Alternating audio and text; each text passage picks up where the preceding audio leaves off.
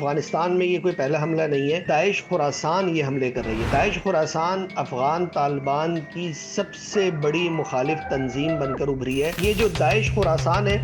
یہ وہ ایک نقطہ ہے جو افغان طالبان کے ساتھ روس، چین، یہاں تک کہ امریکہ اور ایران کو ایک پیج پر لانے کا سبب ہے۔ جو داعش خراسان ہے وہ افغان طالبان کو مرتد قرار دیتی ہے، یعنی وہ کہتی ہے کہ ان کا اسلام سے کوئی تعلق نہیں ہے۔ متحدہ عرب امارات کی بڑی انٹرسٹنگ سچویشن ہے، اور اس کا معاملہ صرف اس معاہدے کے حوالے سے نہیں ہے کہ وہ ہندوستان کی طرف چلا گیا۔ متحدہ عرب امارات کی ایک بڑی مداخلت نظر آتی ہے سودان میں۔ ایک تو وہاں کی قومی فورس کی فوج، اور ایک اس کے ساتھ متوازی ایک فوج کھڑی کی گئی تھی، ریپڈ فورس۔ ان دونوں فورسز کے درمیان یہ لڑائی ہوئی، اور اس میں اس فورس کو جو قومی فوج کی متوازی تھی اس کو بھی متحدہ عرب امارات کی حمایت حاصل تھی۔ یمن میں بھی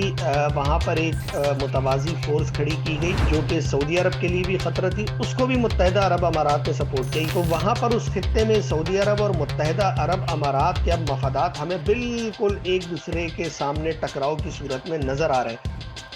السلام علیکم ناظرین، معمر قذافی ایک مرتبہ پھر حاضر ہے نئے دور کے پلیٹ فارم سے۔ ناظرین، ہمارے ساتھ ہمارے بڑے ہی پیارے گیسٹ فیاض اللہ خان صاحب ہمارے ساتھ موجود ہیں۔ السلام علیکم سر، کیا حال ہیں آپ کے؟ وعلیکم السلام، الحمدللہ، آپ سنائیے۔ سر میں ٹھیک۔ سر ویسے تو آپ نے افغانستان کی بھی جیل دیکھی ہوئی ہے، اور آپ ادھر بھی رہ کے آئے ہوئے ہیں، اور کافی ساری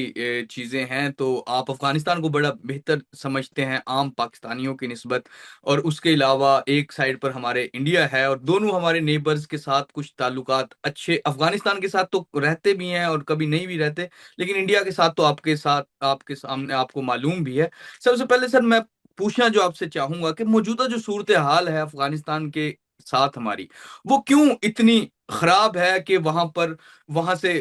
جو یہ والا بارڈر ہے، یہاں پر ہر ٹائم ایک جنگ کی صورتحال بنی رہتی ہے۔ ابھی کچھ دن پہلے پاکستان میں تو جو ٹیررزم ہو ہی رہا ہے ٹی ٹی پی کی صورت میں، اور مزید اور کافی جماعتیں یہاں پر سرگرم ہیں، اس کے علاوہ جو کابل میں دھماکہ ہوا ہے ایک، تو وہ کابل میں ٹیررزم کون کر رہے ہیں؟ ہم تو کہتے ہیں کہ وہ ہماری طرف ایکسپورٹ کر رہے ہیں، کابل میں بھی ایک دھماکہ ہوا تھا۔ بہت شکریہ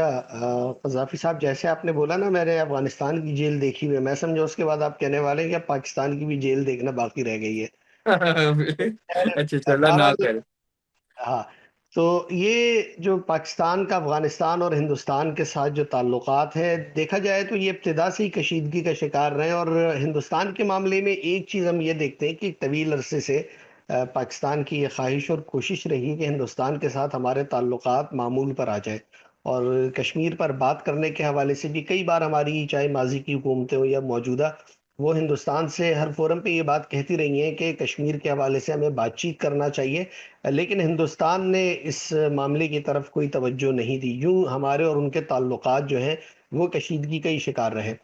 اچھا، جو افغانستان کا معاملہ ہے اس کا بھی ایک تعلق ہندوستان سے یوں جا کر ملتا ہے کہ جب وہاں پر حامد کرزئی اور ڈاکٹر اشرف غنی کی حکومت تھی تو اس دوران ہندوستان کا اثر و رسوخ خاصا بڑھ گیا تھا۔ اور آپ نے جیل کی بات کی، تو جب میں موجود تھا تو وہاں پر جو ٹی وی چینلز تھے مختلف افغانستان کے، تو اس میں جو ہندوستانی فلمیں یا ہندوستانی مختلف سیریز تھی وہ بہت شوق اور ذوق سے دیکھی جاتی تھی۔ ان کو پشتو اور دری زبان میں ڈب کر کے پیش کیا جاتا تھا، اور ان میں لوگ جو تھے قیدی بڑی دلچسپی لیتے تھے ان سیریز کو دیکھنے میں۔ تو ایک اس کا جو ثقافتی پس منظر ہے جو میڈیا کے ذریعے ہوتا ہے، ہالی ووڈ کی فلموں یا پھر مختلف سیریز کے ذریعے، تو وہ بھی وہاں پر نظر آتا تھا۔ اور پھر چونکہ افغانستان کے بھی پاکستان کے ساتھ ماضی سے ہی تعلقات کشیدہ تھے، اور کم عرصہ ایسا گزرا ہے کہ جس میں دونوں ممالک کے تعلقات اچھے ہیں، بہت ساری اس کی وجوہات ہیں۔ تو بہرحال اگر ہم اس کو مختصر کر کے موجودہ صورتحال پر آئیں، جب افغانستان سے امریکہ اور نیٹو فورسز نکل رہی تھیں تو پاکستان میں اس بات کو یوں خوشی کے طور پہ دیکھا گیا تھا کہ اب وہاں پر ہندوستان کا اثر و رسوخ بھی کم ہو جائے گا۔ اور پھر ہم نے دیکھا کہ ہندوستان نے بھی وہاں سے اپنا سارا جو سیٹ اپ تھا اس کو لپیٹا، چاہے وہ سفارتی طور پہ تعلقات بھی منقطع ہو گئے، تجارتی تعلقات بھی پہلے جیسے نہیں تھے، اور جو ان کی وہاں پر انویسٹمنٹ تھی، ترقیاتی منصوبے تھے، کم و بیش وہ سب رک گئے، اور ہندوستان بھی وہاں سے چلا گیا۔ اچھا، یہ وہ موقع تھا کہ وہاں پاکستان اور افغانستان کے تعلقات کو ایک نئی سطح پر جانا تھا، اس کو بہتر ہونا تھا، لیکن بدقسمتی سے ایسا نہیں ہو سکا۔ ماضی میں جو کوشش کی گئی کہ پاکستان اور افغانستان کے درمیان جو کشیدگی کی وجہ بننے والے ٹی ٹی پی ہیں، اس حوالے سے مذاکرات ہوں، افغانستان نے اس کی ثالثی کی کوشش کی، لیکن وہ مذاکرات بھی کسی نتیجے پر نہیں پہنچ سکے، اور ٹی ٹی پی افغانستان میں طالبان کی حکومت آنے کے بعد مزید مستحکم ہوئی، مزید اس نے قوت پکڑی۔ 2016 میں جب ان کی وہاں منتقلی ہو گئی تھی ضرب اسب کے بعد، تو 16 17 18 یہ 2 3 سال ٹی ٹی پی کے لیے وہاں بہت مشکل تھے، ان کی جو آپس کی گروہ بندیاں تھیں، اور پھر وہاں پر ڈرونز کے ذریعے ان کو مسلسل نشانہ بھی بنایا جاتا رہا تھا۔ لیکن جب امریکن فورسز وہاں نکل گئی تو ایک طرح سے ٹی ٹی پی کو وہاں پر کھلا میدان مل گیا، یعنی ان کو کم از کم یہ خوف نہیں ہے کہ ان کی لیڈرشپ کو ڈرون کا نشانہ بنایا جائے گا۔ اچھا، یہ جو ڈرون ہے یہ وہ بنیادی فیکٹر تھا جو چاہے القاعدہ ہو، ٹی ٹی پی ہو، یا اس طرح کے جتنے گروہ ہوں، ان کی کمیونیکیشن کو بریک کرتا تھا، یعنی وہ کہیں مل نہیں بیٹھ سکتے تھے، کوئی پلاننگ نہیں کر سکتے تھے، اور ان حملوں کا خوف ان کو جو ہے بہت زیادہ مشکل کا شکار رکھتا تھا۔ لیکن طالبان کی حکومت آنے کے بعد ٹی ٹی پی کے لیے سب سے بڑا فائدہ یہ ہوا کہ وہاں پر ڈرونز کے جو حملے تھے وہ ختم ہو گئے، اور اس کے نتیجے میں ان کی جو کمیونیکیشن ہے وہ بہت آسان ہو گئی، ان کی آمد و رفت بہت آسان ہے، وہ آزادانہ طریقے سے وہاں پر نقل و حرکت کرتے رہتے ہیں۔ اور اس حوالے سے جو افغان طالبان ہے، چونکہ جو یہ حالیہ جنگ ہوئی وہاں پر 18 19 سال، اس میں ٹی ٹی پی ان کا ایک بڑا سہولت کار گروپ بن کر سامنے آیا، اور اس کے لیے صرف جو وزیرستان سے کم از کم 700 کے قریب ایسے خودکش حملہ آور یا لڑنے کے لیے فورس فراہم کی گئی جو وہاں پر امریکنز کے خلاف لڑتے ہوئے ماری گئی یا اس نے خودکش حملے کیے۔ تو اس سے آپ اندازہ لگا سکتے ہیں کہ کتنی بڑی مدد ٹی ٹی پی کی جانب سے افغان طالبان کو فراہم کی گئی۔ اور ایک بات اور یاد رکھنے کی ہے، افغان طالبان کو جو فٹ سولجر ہے یا نوجوان ہے، وہ مکمل طور پر پاکستانی طالبان کا حامی ہے، اور وہ یہاں ہونے والی لڑائی کو شریعت کی جنگ سمجھتا ہے، اور یہ تو بہت بعد کی بات ہے۔ 2014 میں جب میں وہاں جیل میں تھا اور وہاں پر افغان طالبان کے بہت سارے جو قیدی تھے، وہ خود کہا کرتے تھے کہ اس وقت مولوی فضل اللہ ٹی ٹی پی کا سربراہ تھا، وہ کہتے تھے تو شریعت کی جنگ ہے، اور اس میں جو کچھ وہ کر رہے ہیں سیکیورٹی فورسز کی جو پاکستان ہے اس کے خلاف لڑ رہے ہیں، تو شریعت کی جنگ ہے، اور ہمیں بطور افغان شہرین کی حمایت کرنی چاہیے۔ تو وہ ننگرہار اور کنڑ میں تو خاص طور پر یہ نیریٹو موجود تھا کہ پاکستانی طالبان کی حمایت کرنی چاہیے، اور یہ 2014 کی بات آپ کو میں بتا رہا ہوں، آج ہم 2026 میں بیٹھے ہیں، اور اب تو یعنی صورتحال اور زیادہ تبدیل ہو چکی ہے۔ تو وہ بالکل جو اچھا، نظریاتی رشتہ ہے دونوں کا، وہ جو ہے مستحکم بھی اور بالکل برقرار بھی۔ اگر آپ چاہتے ہیں کہ آپ کا برانڈ یا کاروبار ہزاروں ناظرین تک پہنچے تو ہمارے ساتھ ایڈورٹائزنگ کریں۔ اپنی پروڈکٹ کو صحیح آڈینس تک پہنچانے کے لیے ہم سے رابطہ کریں۔ ایڈورٹائزنگ کے لیے نمبر سکرین پر موجود ہے۔ اچھا، یہ پاکستان میں تو چلے یہ ٹی ٹی پی اور مختلف جماعتیں یوز کر کر افغانستان کی پاکستان میں حملے کرتے رہتے ہیں، لیکن کچھ دن پہلے کابل میں بھی افغانستان میں بھی ایک بم بلاسٹ ہوا ہے، اس کے پیچھے کیا کہانی ہے، وہ کس نے کیا ہے؟ قذافی صاحب دیکھیے، جو افغانستان میں یہ کوئی پہلا حملہ نہیں ہے، اور یہ حملہ صرف افغانستان میں نہیں ہے، یہ جو تاجکستان کی سرحد پہ بھی ہوا تھا، یہی حملہ ماسکو میں بھی ہوا، یہی تہران میں ہوا، اسی طرح کا حملہ پشاور میں ہوا، اور اسی طرح کے حملے شام میں ہو رہے ہیں۔ اور یہ حملے جو منظم ہوئے، بیسیکلی جو ہم اگر اپنے ریجن کا جائزہ لیں تو وہ داعش خراسان یہ حملے کر رہی ہے۔ داعش خراسان افغان طالبان کی سب سے بڑی مخالف تنظیم بن کر ابھری ہے، جو ان کے اوپر حملے کر رہی ہے، مسلسل ان کے گورنرز کو نشانہ بنایا ہے، اور ان کے ایک وزیر اور جو موجودہ وزیر داخلہ ہیں سراج الدین حقانی، ان کے بھائی خلیل الرحمان حقانی پر بھی خودکش حملہ انہوں نے کیا۔ تو یہ جو داعش خراسان ہے، یہ وہ ایک نقطہ ہے جو افغان طالبان کے ساتھ روس، چین، یہاں تک کہ امریکہ اور ایران کو ایک پیج پر لانے کا سبب ہے،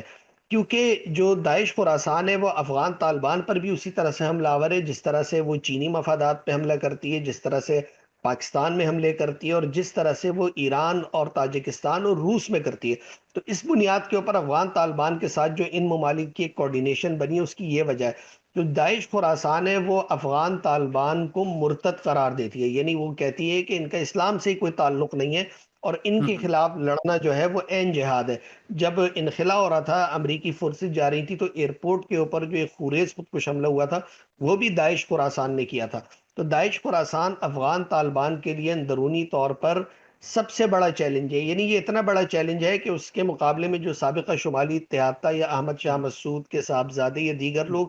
وہ بھی اتنا بڑا چیلنج نہیں ہے جتنا کہ داعش ان کے لیے مسئلہ کھڑا کر چکی ہے۔ تو یہ جو حملہ بالکل کیا گیا کابل میں، چائنا کے مفادات پر چینی شہری کو نشانہ بنایا گیا اس ریسٹورنٹ میں، اس کے پیچھے بھی داعش خراسان تھی، اور انہوں نے پھر باقاعدہ اس کا تصاویر جاری کی۔ عثمان معاہد نامی ایک خودکش حملہ آور تھا جس کے بارے میں انہوں نے دعویٰ کیا کہ اس کارروائی میں وہ ملوث تھا، اور وہ کافی دیر وہاں بیٹھا رہا، کوئی آدھا گھنٹہ بیٹھ کر اس نے اپنے ہدف کا انتظار کیا، اور اس کو کوئی ڈیٹیکٹ نہیں کر سکا، یعنی کوئی اندازہ نہیں لگا سکا کہ یہ ایک بارودی جیکٹ پہن کر وہاں پر انتظار کر رہا ہے غیر ملکیوں کا۔ تو داعش خراسان جو ہے وہ بیک وقت تمام ممالک کے لیے ایک خطرے کی صورت میں موجود ہے، اور افغان طالبان پر مسلسل ان کے حملے ہو رہے ہیں۔ تو اس کا جو فیکٹر ہے، میں نے آپ کو بتایا کہ گزشتہ دنوں آپ نے شام میں سنا ہوگا کہ وہاں پر بھی جو 2 امریکی اہلکار اور ایک شامی فورسز کا اہلکار تھا، اس کو نشانہ بنایا گیا۔ تو اس کے بھی تانے بانے وہیں سے جا کر ملتے ہیں۔ تو یہ بالکل داعش خراسان یقینی طور پر ایک بڑا چیلنج ہے، اور وہ افغانستان میں حملہ آور بھی ہے۔ بالکل سر، اس ریجن کے حوالے سے تو آپ نے یہ بڑی ڈیٹیل گفتگو کی ہے۔ دوسری جانب اگر ہم جائیں تو جب سے اسرائیل نے قطر پر حملہ کیا تھا، ایک اٹیک کیا تھا، اس سے بعد ہم دیکھتے ہیں کہ سعودی عرب نے پاکستان کے ساتھ ڈیفنس ڈیل کی، اور اب جو موجودہ صورتحال ہے اس ڈیل کے اندر ترکی بھی، جو موجودہ ترکی ہے، وہ بھی شامل ہونا چاہتا ہے۔ بہت سارے لوگ کہہ رہے ہیں کہ ایک نیٹو طرز کا اسلامک ملکوں کا ایک اتحاد ہونے جا رہا ہے۔ دوسری جانب ہم دیکھتے ہیں کہ جو یو اے ای ہے، یونائٹڈ عرب امارات، وہ انڈیا کے ساتھ اب معاہدہ کر لیتا ہے۔ ان کو کیسے دیکھتے ہیں؟ اگر یو اے ای کو دیکھا جائے تو ان کو تو اس کیمپ میں آنا چاہیے جہاں ترکی ہے، سعودیہ ہے، پاکستان ہے، لیکن وہ انڈیا کے ساتھ چلا گیا۔ متحدہ عرب امارات کی بڑی انٹرسٹنگ سچویشن ہے، اور اس کا معاملہ صرف اس معاہدے کے حوالے سے نہیں ہے کہ وہ ہندوستان کی طرف چلا گیا۔ اگر آپ اس ریجن کا جائزہ لیں، افریقہ سے لے کے عرب ممالک تک، تو متحدہ عرب امارات کی ایک بڑی مداخلت نظر آتی ہے۔ جو سوڈان میں ہوا، یعنی اتنی بڑی خونریزی ہوئی، وہاں پر ہزاروں افراد مارے گئے اس خانہ جنگی میں، اور میں اگر مختصراً بتا دوں تو سوڈان میں ایک تو وہاں کی قومی فورس تھی، فوج، اور ایک اس کے ساتھ متوازی ایک فوج کھڑی کی گئی تھی، ریپڈ فورس، جس کو سابق عامر عمر بشیر نے اس کو بنایا تھا۔ تو ان دونوں فورسز کے درمیان یہ لڑائی ہوئی، اور اس میں اس فورس کو، جو قومی فوج کی متوازی تھی، اس کو بھی متحدہ عرب امارات کی حمایت حاصل تھی، اس کی جانب سے اس کو اسلحہ بھی فراہم کیا گیا۔ اسی طرح سے یمن میں بھی وہاں پر ایک متوازی فورس کھڑی کی گئی جو کہ سعودی عرب کے لیے بھی خطرہ تھی، اس کو بھی متحدہ عرب امارات نے سپورٹ کیا، یہاں تک کہ صومالیہ سے جو ایک اس کا حصہ ہے، اور اس نے صومالی لینڈ کے نام سے ایک خود مختار ریاست نے اعلان کیا، اور اسرائیل نے اس کو تسلیم کیا ہے، وہاں پر بھی یعنی 2017 سے متحدہ عرب امارات کے تعلقات اور وہ مداخلت موجود ہے۔ تو وہاں پر اس خطے میں سعودی عرب اور متحدہ عرب امارات کے اب مفادات ہمیں بالکل ایک دوسرے کے سامنے ٹکراؤ کی صورت میں نظر آ رہے ہیں۔ یہی وجہ ہے نئی صف بندی، قذافی صاحب بہت زیادہ انٹرسٹنگ ہے، اور وہ نئی صف بندی کچھ اس طرح سے ہے کہ خلیج میں جو ایران اور سعودی عرب کا ایک روایتی تصادم تھا، اس کو محمد بن سلمان کم ترین سطح پر لے کر گئے۔ سب سے پہلے انہوں نے 2016-17 میں یمن سے اپنی فورسز نکالی، اور اس کے بعد پھر شام میں جو سعودی عرب کی ایک مداخلت موجود تھی اس کو ختم کیا، اور اس کے برعکس ایران کی وہاں یمن میں اور شام میں مداخلت موجود تھی۔ تو محمد بن سلمان نے نہ صرف ان دونوں خطوں سے اپنی فورسز نکالی، اپنی مداخلت کو کم کیا، بلکہ چین کے ذریعے ایران کے ساتھ اپنے تعلقات بھی بہتر کیے۔ یہی وجہ ہے کہ جو اسرائیل نے ایران پہ حملہ کیا، یا حالیہ جو کچھ دن پہلے ایران کے اوپر ایک دباؤ پیدا ہوا تھا، اس میں سعودی عرب نے ایران کا ساتھ دیا۔ تو اب صورتحال یہ ہو گئی کہ ماضی کے جو روایتی دشمن تھے، وہ ایران، سعودی عرب، ترکی ایک کیمپ میں آ گئے جس میں پاکستان پہلے سے موجود ہے، اور ایک نیٹو طرز کا اتحاد تو شاید بہت قبل از وقت ہوگا، لیکن کم از کم یہ ضرور ہے کہ ایک یہ تینوں چاروں ملک ایک الگ طرف نظر آ رہے ہیں، اور یہ بڑے اہم ممالک ہیں، ان کو اگنور نہیں کیا جا سکتا، کیونکہ ایک دفاعی طور پر آپس میں ان کا تعاون بڑھ رہا ہے۔ ترکی اور پاکستان کا تعاون سامنے کی چیز ہے، اب پاکستان کا سعودی عرب کے ساتھ جو تعلق اور واسطہ ہے وہ بالکل نمایاں ہے، سب اس کو جانتے ہیں۔ تو اس میں ہمیں متحدہ عرب امارات، جو ایک معاشی طاقت بھی ہے، سفارتی طور پہ بھی بہت طاقتور ہے، وہ ہمیں ان ممالک کی نسبت ایک الگ کیمپ میں دکھائی دیتا ہے، اور وہ ہندوستان کی طرف، اور وہ اگر اس کیمپ کا ہم کھل کر جائزہ لیں تو اس میں ہندوستان، اسرائیل اور پھر متحدہ عرب امارات ایک طرف دکھائی دیتے ہیں۔ تو یہ جو بقیہ دیگر مسلم ممالک ہیں وہ ہمیں دوسری طرف دکھائی دیتے ہیں. لیکن اس میں ایک اچھی بات یہ ہے کہ روایتی طور پر جو شیعہ سنی ایک فساد موجود ہوتا تھا، وہ میرا خیال ہے کہ شاید اس کے ختم ہونے کا وقت آ گیا ہے. کیونکہ دیکھیے جب ایران پہ برا وقت تھا تو وہ جو ایک روایتی تصادم موجود تھا، تو اس میں سعودی عرب ہو یا دیگر سنی ممالک ہو، خاص طور پہ خلیج کے،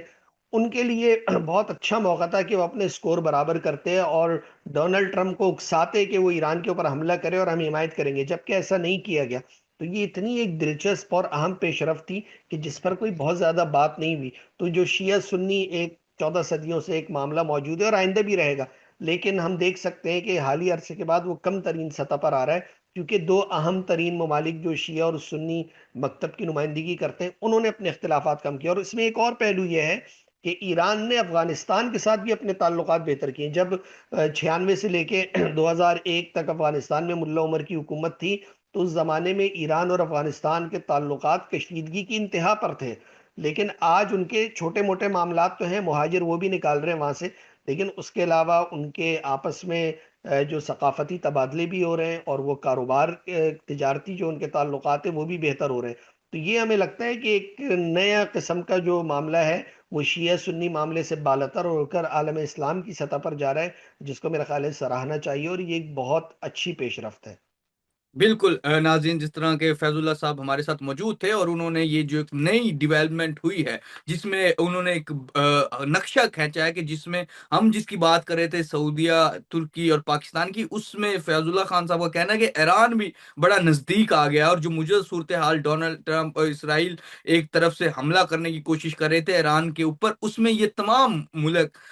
کنٹریز ایران کے ساتھ موجود تھے. جی تو ناظرین، فی الحال کے لیے ناظرین محمد قذافی کو اور فیض اللہ خان صاحب کو نیا دور سے اجازت دیجیے. خدا حافظ.